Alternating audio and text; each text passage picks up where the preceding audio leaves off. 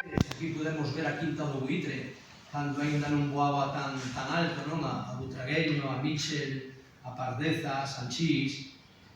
Bueno, extraordinario era o descenso do Sil, especialmente para min, que para min era algo novedoso, non?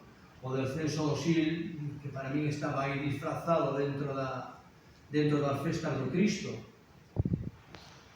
Extraordinario tamén era o Gran Premio Cuprosán, que se celebraba na Rúa. Aquí viñan as primeiras figuras do ciclismo nacional. Eu penso que o Gran Premio Cuprosán era a primeira proba galega. Era algo extraordinario. Bueno, tamén nos 80 nace a Liga de Fútbol Sala, o despertar do fútbol sala en toda España, rapidamente en Valdeorras se pon a andar. Chegou a haber dúas categorías. Tú eres o que máis sabes desto, Gonzalo, de fútbol sala, porque viches miles de partidos, seguro. Bueno, nace o bebé do Adas.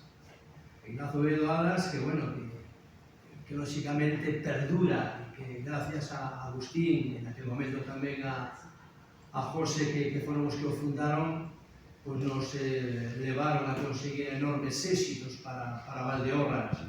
En aquel momento tamén o feito puntual das victorias de Xamín Fernández, que consideramos valdeorrés de Petina, que él nacera en Manzaneda.